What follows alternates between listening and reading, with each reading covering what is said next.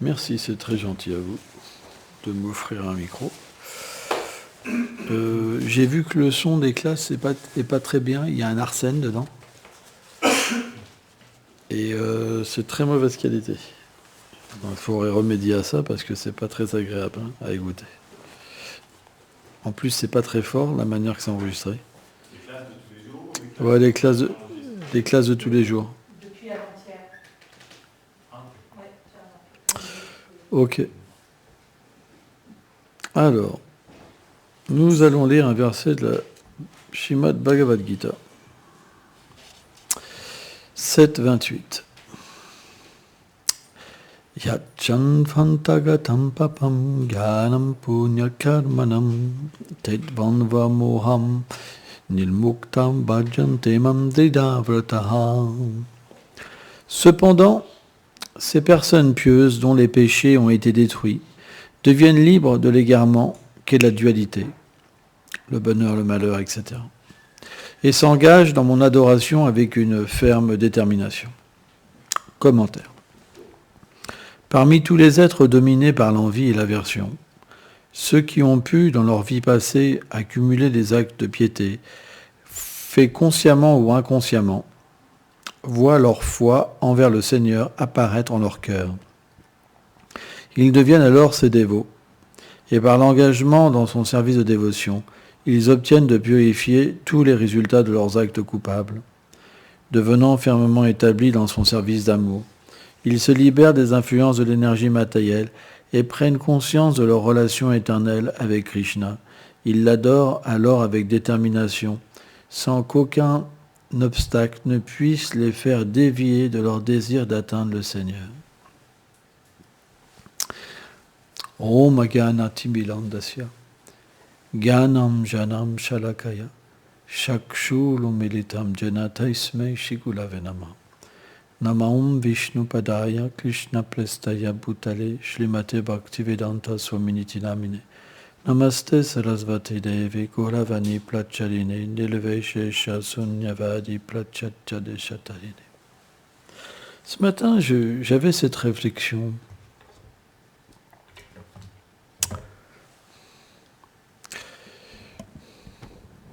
Lorsque la miséricorde de Gourou vient dans notre cœur, elle se manifeste naturellement par une réalisation très profonde du plan supérieur. Et je m'imaginais, alors c'est une imagination, d'être testé au point de pouvoir vraiment douter.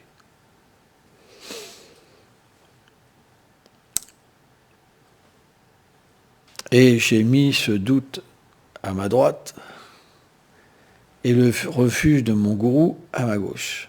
Et je me disais comment je pourrais abandonner le refuge du gourou parce que à travers lui, je vois, j'entends, je peux penser, je peux exister et je peux agir. Donc j'ai regardé le doute et je lui ai dit, malheureusement, ce doute, quel pouvoir il a? Est-ce qu'il peut vraiment exister? Vous comprenez?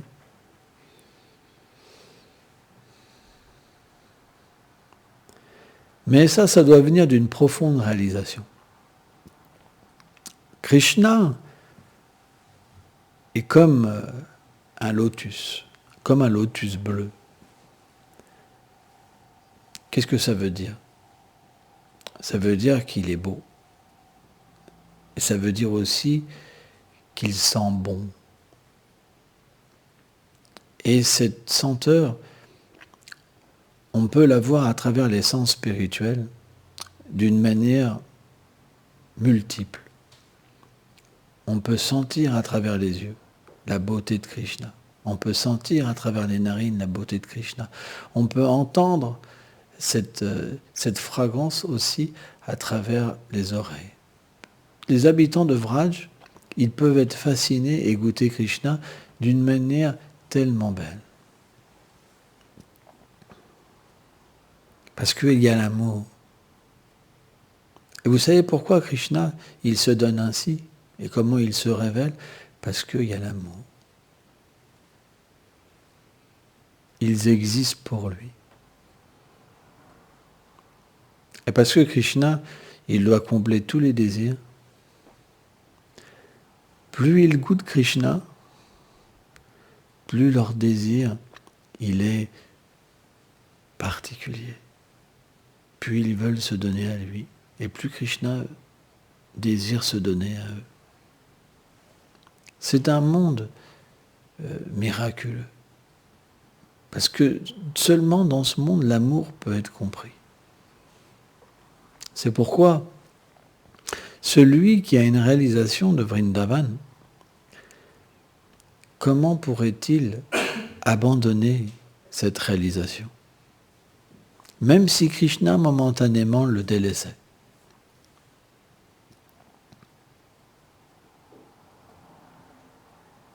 Alors bien sûr, celui qui n'a pas eu cette réalisation, il peut délaisser le maître spirituel. On voit même des gens qui étaient parmi nous à une époque, aujourd'hui ils ne sont plus là. Ils le rejettent. Ils ne chantent plus. Il y en a même qui peuvent même manger de la viande.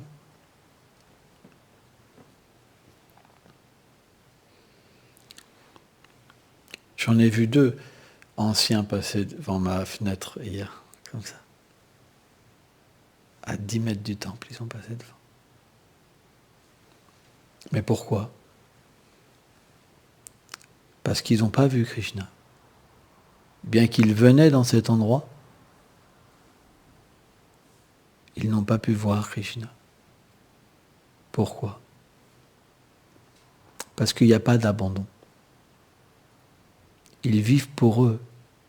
Ils ne vivent pas pour Krishna. Même s'ils vivent là depuis 10 ans, 15 ans, qu'ils ont tout donné, ils n'ont pas tout donné. Parce qu'ils viennent pour eux. Ils ont donné pour eux.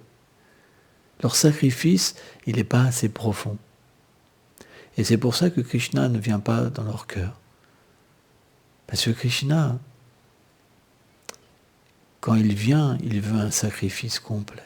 Il ne peut pas vivre dans un cœur où il n'y a pas de sacrifice.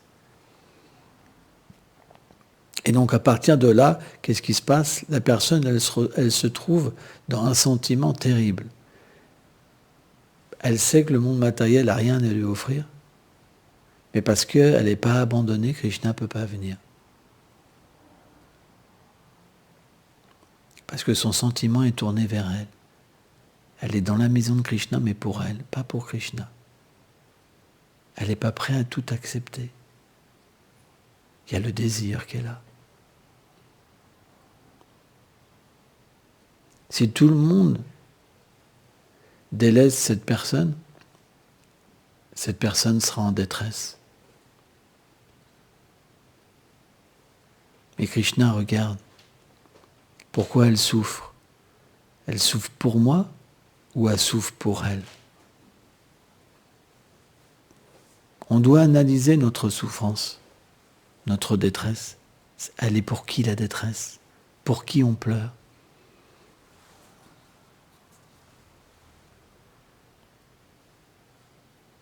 Et on aura notre réponse. On pleure pour l'illusion, mais pas pour Krishna. Pourquoi Krishna viendrait? Pourquoi Krishna viendrait nous capturer? On veut autre chose. Krishna ne demande pas l'amour complet, il demande l'abandon dans un premier temps.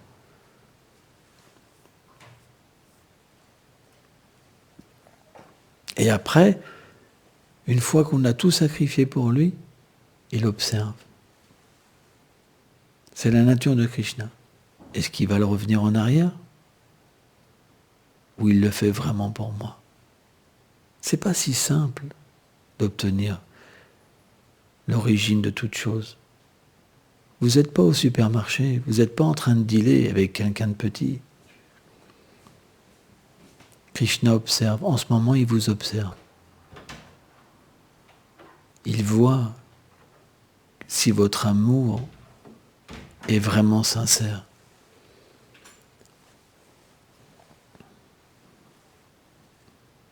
Mais si votre amour ne bouge pas, malgré les épreuves, un jour il viendra. Et quand il va venir, alors vous oublierez tout du monde matériel. Amis, frères, enfants, maison, naissance, tout. Tout le problème de votre existence sera réglé. Vous pourrez comprendre ce qu'est l'amour. Et vous ne pourrez plus jamais regarder le monde matériel. Vous ne pourrez plus jamais vous attacher à un être de ce monde. Ça sera fini après. C'est pour ça que ce n'est pas si simple de voir Krishna. Krishna vous observe. Krishna sait vos attachements, vos illusions. Il connaît tout. Mais il ne forcera jamais personne. C'est la nature du Seigneur. Il faut que ça vienne de vous.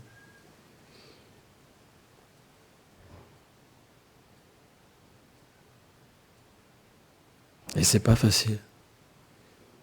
C'est pas facile parce que quand Krishna n'est pas là, on doit trouver un goût quand même.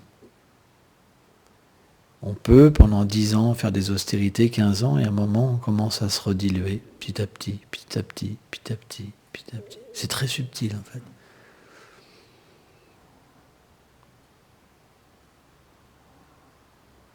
C'est pourquoi Krishna explique que c'est rare.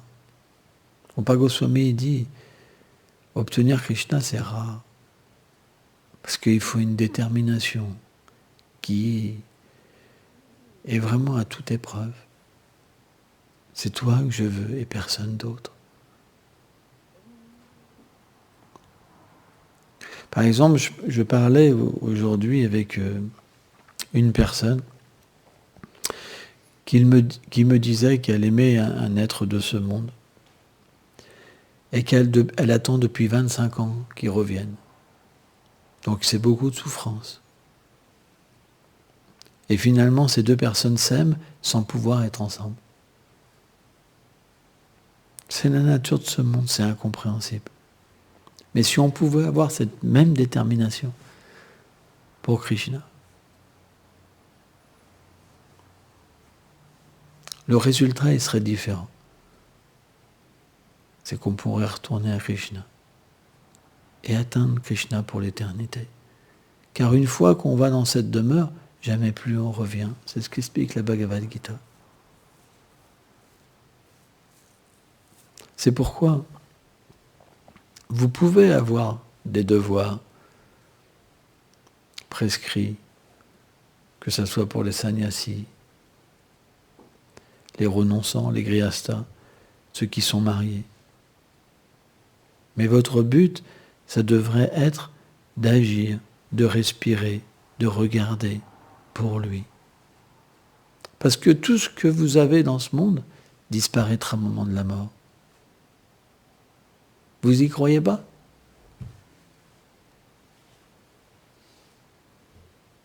À quoi sert de faire un devoir, d'aimer des gens, si on remplace la réalité par l'illusion? Que va apporter l'illusion? L'illusion, ça veut dire qu'à un moment, tout disparaît, même le souvenir. Tous les êtres, par exemple, il y a des milliards d'années, on ne se souvient pas des personnes. On peut se souvenir de quelques personnes il y a quelques milliers d'années. Tout s'efface. Et ça, c'est des personnalités hors normes. Par exemple, il y a 500 ans, qui habitait Rouen, je ne sais même pas si ça existait, peut-être il y a 500 ans, voici quand même, ça existait, Rouen. Est-ce qu'on se rappelle de toutes les familles, ceci, cela? Même là, on n'a même pas connaissance de personnes qu'il y a en ce moment. Vrai ou pas? Tout sera effacé. Donc pourquoi miser sur quelque chose qui va disparaître? Ça, c'est l'illusion. On devrait plutôt faire notre devoir pour Krishna. Parce que si on le fait pour Krishna, Krishna va apparaître dans notre vie en proportion qu'on agit pour lui. Et c'est quelque chose qui est important. Et à partir de là, qu'est-ce qui va se passer? Quand on agit pour Krishna, Krishna est obligé de réciproquer. On va avoir une réalisation sur Krishna.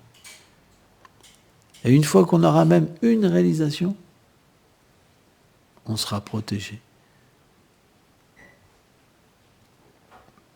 Parce que tout sera trop petit.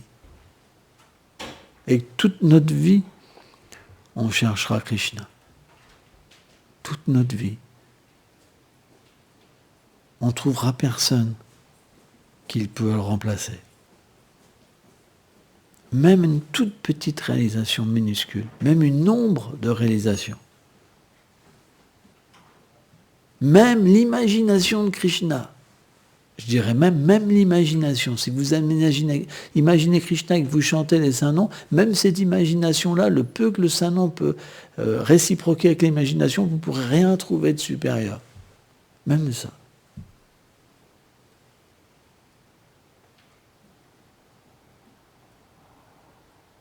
Parce que tout est trop imparfait. Tout est une source de souffrance. Dans ce monde, plus on est attaché, plus on souffre. C'est vrai. Par contre, l'attachement à Krishna donne la connaissance.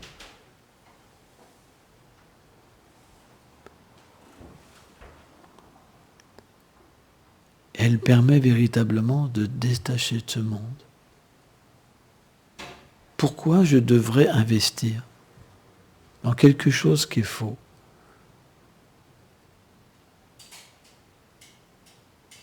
Vous vous rendez compte que peut-être dans 20 ans, 30 ans, 40 ans, 10 ans, 6 mois, vous allez vous retrouver sur un lit avec des gens autour de vous. Il vous restera quelques minutes à vivre. Qu'est-ce que vous allez faire? Est-ce que vous allez continuer à investir dans ce monde? Est-ce qu'il ne sera pas trop tard? Ça va juste arriver, c'est juste question de temps. Ananga Manjari, quel âge tu as? 56. C'est passé vite. Eh bien, il ne te reste même pas la moitié. Il ne te reste même pas la moitié. Tu te rends compte? Ça va juste durer comme un éclair. C'est pourquoi on doit être sérieux. On doit faire notre devoir pour Krishna et préparer notre retour. Parce que maintenant, on doit cultiver. Et on doit cultiver ce souvenir. C'est très important. Cultiver. Il y a ceux qui cultivent le souvenir parce qu'ils ont vu Krishna et ils sentent la séparation. Et il y a ceux qui cultivent le souvenir parce qu'ils comprennent que c'est le but de l'existence. Les deux sont une bonne chose. Il y en a un qui est naturel. Parce que quand on a vu Krishna, on ne peut pas s'empêcher de penser à Krishna. Mais quand on pense à lui, il y a naturellement l'extase spirituelle et naturellement la séparation. Et quand on se sent séparé de Krishna, alors Krishna devient très près. Mais Krishna est aussi dans le souvenir de ses gloires. Si vous vous souvenez de lui et vous le priez, il est aussi présent. C'est pourquoi on devrait véritablement avoir une vie spirituelle sérieuse. Peu importe la situation qu'on en est. Dans toutes les circonstances, on peut se rappeler de lui. Mais n'oubliez jamais, le test final viendra. Et c'est la conscience que l'on a au moment de la mort. C'est le moment, la conscience qu'on a au moment de la mort qu'on atteint une direction. Donc si vous pensez être un être humain, vous reprendrez naissance en tant qu'un être humain. Si vous pensez être un associé du Seigneur, vous aurez votre place auprès du Seigneur. Mais vous ne pourrez pas, au moment de la mort, choisir, parce que c'est l'attachement que vous aurez dans votre cœur qui va réapparaître. Au moment de la mort, ce n'est pas possible de faire bon, je contrôle mes sens. Là, vous allez être terrassé par la mort. Tous les airs s'écrasent en vous, etc. C'est votre conscience qui va vous extirper ou vous faire sentir la souffrance.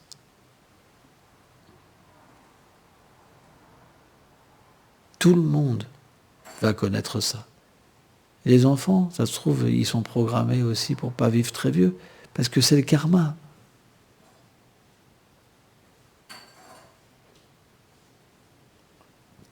Il y a cette histoire de cet enfant qui s'était noyé quand Narayana Maharaj était présent. Et Narayana Maharaj avait dit qu'en fait, il lui restait très peu pour atteindre Krishna. Et sa mère avait fait un rêve que son fils, en fait, ou sa fille, je ne me rappelle plus, il était un pâtre à Vrindavan.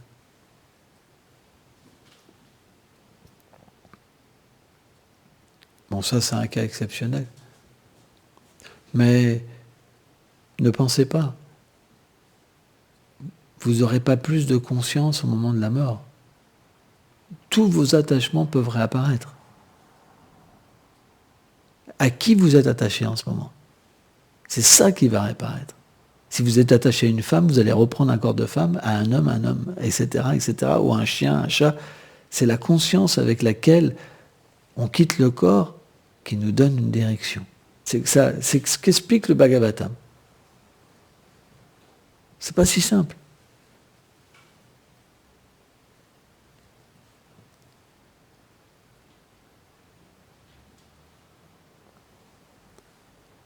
Par contre, si on a cultivé notre relation avec Krishna, alors Krishna la révèle. Même au moment de la mort, il peut la révéler. C'est jamais trop tard.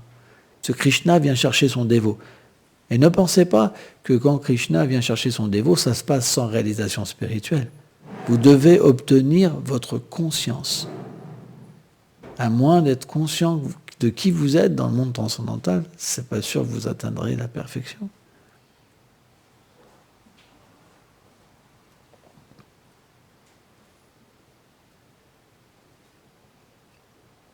Donc si au moment de la mort, vous voulez atteindre Krishna, Krishna viendra vous chercher, et à ce moment-là, vous réaliserez qui vous êtes. Mais pourquoi attendre le moment de la mort d'être sérieux? Pourquoi pas réaliser avant?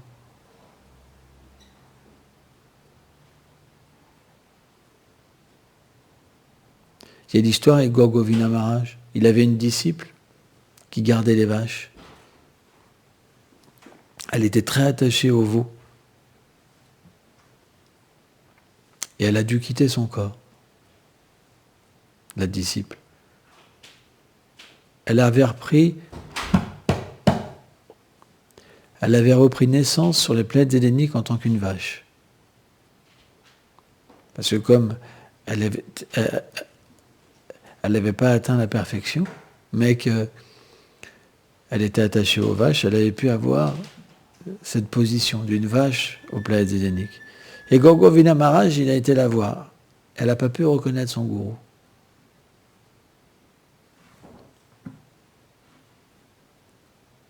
Ne pensez pas. Votre objet d'attachement vous donnera votre direction. C'est pour ça, c'est du sérieux.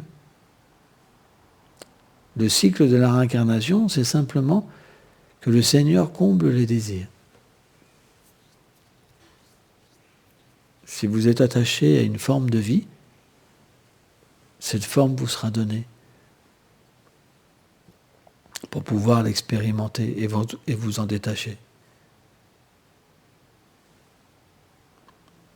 Il faut lire, il faut étudier, et pas se faire une conception.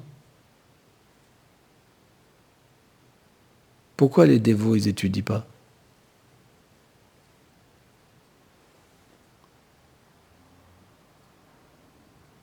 Hein? Pourquoi ils passent des semaines sans ouvrir un livre? Et ils passent des heures à écouter n'importe quoi. qu'est-ce que ça donnera au moment de la mort?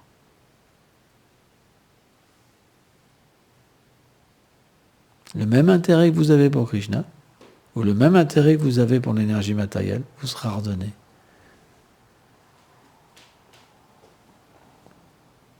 C'est pas compliqué. Si vous préférez regarder Picsou,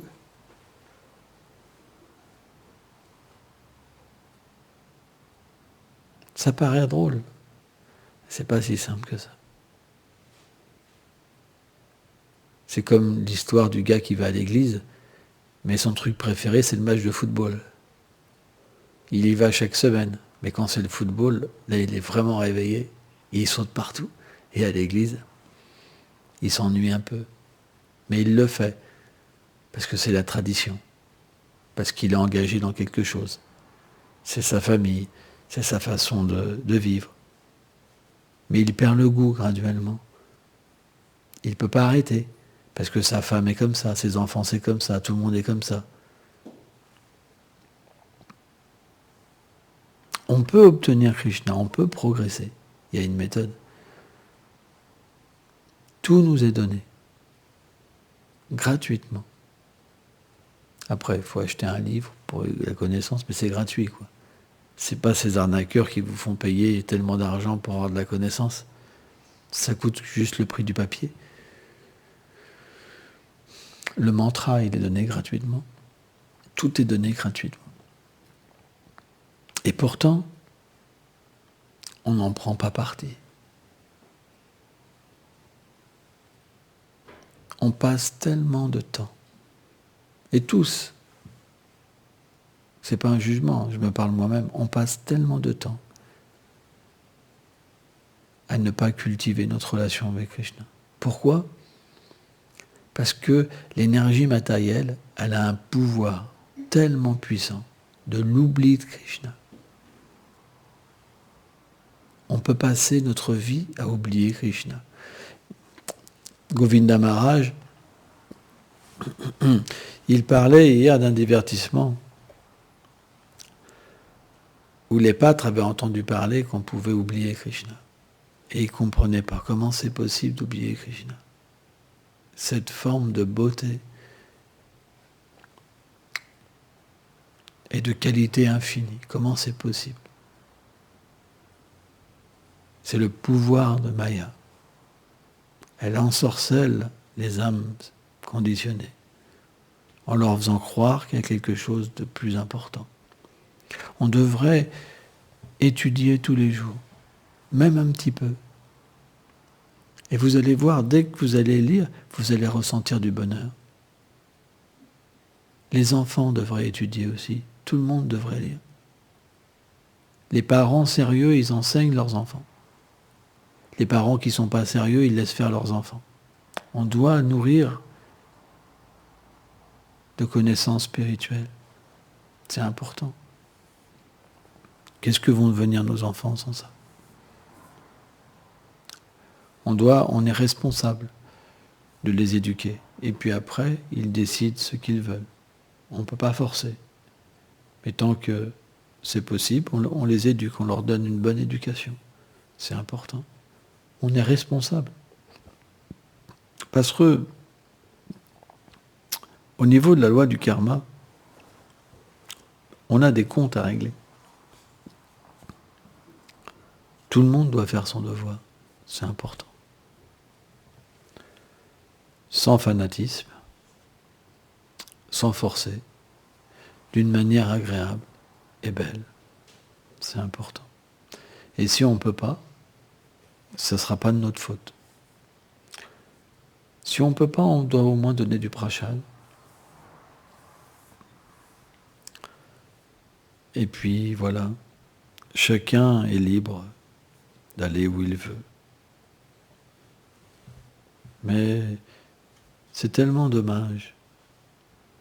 Pourquoi reprendre une naissance ? Pourquoi ? Pour faire quoi ? Pour recommencer ? Vous avez envie de reprendre naissance ? Toi, tu as envie de refaire des études pendant 10 ans ? C'est ça qui t'intéresse ? On on s'attache à des trucs, mais tellement insignifiants. Il y a tellement pas de goût dans ce monde qu'on est obligé de faire des choses qui n'ont pas de goût, qui n'ont pas de sens. On apprend quelque chose qu'on va oublier dans la prochaine vie. C'est dingue, quand même. Pourquoi pas prendre du temps, s'immerger pour comprendre qui nous sommes éternellement? C'est grave, l'énergie matérielle. Elle ensorcelle tellement les gens. C'est inconcevable. Tiens.